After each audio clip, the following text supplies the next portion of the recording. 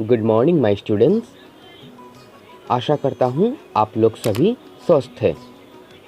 आज हम लोग तंतु से वस्त्र लेसन की तीसरी भाग को पढ़ेंगे। तो आइए शुरू करें। पिछले क्लास में हम लोगों ने जाना था कि तंतु किसे कहते हैं और तंतु दो प्रकार के होते हैं, प्राकृतिक तंतु और संश्लेषित तंतु। साथ ही हम लोगों ने ये भी जाना था कि प्राकृतिक तंतु दो प्रकार के होते हैं, एक होते हैं पादप तंतु और दूसरा होता है जंतु तंतु। आज हम लोग पादप तंतु के दो उदाहरणों जैसे कि रुई और जूट यानी कि पटसन के बारे में जानेंगे। क्या आपने कभी तेल के लैंपों के लिए बत्तियां बनाई हैं? इन बत्तियों को बनाने के लिए आप क्या उपयोग में लाते हैं? आपका जवाब जरूर होगा कि रुई। भारत में रुई की खेती महाराष्ट्र, गुजरात, हरियाणा, पंजाब, राजस्थान, तमिलनाडु और मध्य प्रदेश में होती है। रुई की खेती के लिए काली मिट्टी सबसे अच्छी होती है। रुई की खेती के लिए उष्ण जलवायु की ज़रूरत होती है। कपास के बीजों को बसंत की शुरुआत में बोया जाता है। कपास के पौधे झाड़ियों की श्रेणी में आते हैं और 1 से 2 मीटर लंबे होते हैं। लगभग 60 दिनों में कपास के फूल निकल आते हैं। कपास का फूल सफ़ेद पीले रंग का होता है। कुछ ही दिनों में ये फूल लाल हो जाते हैं। धीरे धीरे फूल एक गोले में बदल जाता है जो अखरोट के आकार का होता है।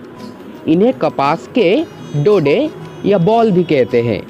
कुछ ही दिनों में हड़े डोडे जो कि बीज कोश होते हैं वो भूरे रंग में बदल जाते हैं। पकने पर कपास के ये फूल फूट जाते हैं और उनमें से सफ़ेद कपास दिखने लगते हैं।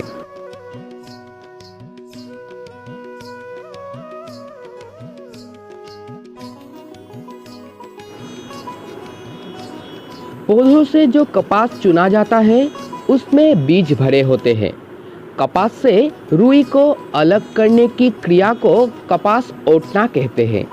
पहले इस काम को हाथों से किया जाता था, लेकिन अब मशीन का इस्तेमाल होता है। तंतु से धागे बनाने की प्रक्रिया को कताई या कतना कहते हैं। धागे काटने की क्रिया इन चरणों में की जाती है। सबसे पहले कपास को फैलाया जाता है और साफ किया जाता है ताकि खर पतवार और सूखे पत्ते निकल जाएं। फिर साफ रुई को मशीन में डाला जाता है। इस मशीन में रुई को धुना जाता है और तंतु को सीधा किया जाता है। फिर इसे एक रस्सी जैसी संरचना में बदला जाता है। इस रस्सी जैसी संरचना स्पिनिंग मशीन से धागा बनाया जाता है। चरखे और टकली से भी धागा काट सकते हैं। कपड़े बुनने के 2 तरीके होते हैं। अंग्रेजी में इन्हें बीबिंग और नीटिंग कहते हैं, लेकिन हिंदी में दोनों तरीकों के लिए बुनाई शब्द का ही प्रयोग होता है। एक तरीके में एक ही धागे से कपड़ा बुना जाता है, जैसे स्वेटर या मोजे बुनना। दूसरे तरीके में धागों के 2 समूह से कपड़ा तैयार किया जाता है। इसके लिए करघे का इस्तेमाल होता है। करघे को हाथ से या बिजली से चलाया जाता है।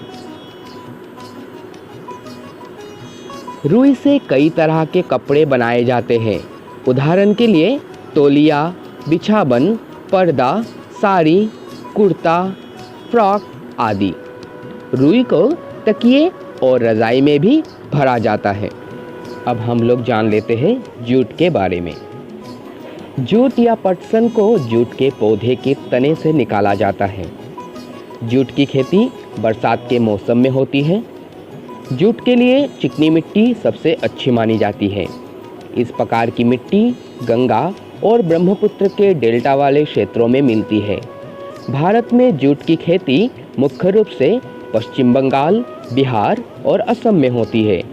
जूट का पौधा 2.5 से 3.5 मीटर ऊंचा होता है।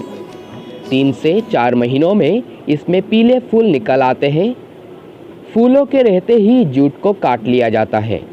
इन्हें सूखने के लिए छोड़ दिया जाता है ताकि पत्ते झड़ जाए। इसके बाद जूट के तने को तालाब या कहीं और पानी में कुछ दिन के लिए छोड़ दिया जाता है। इससे तने की खाल सड़ जाते हैं और जूट के तंतु अलग हो जाते हैं।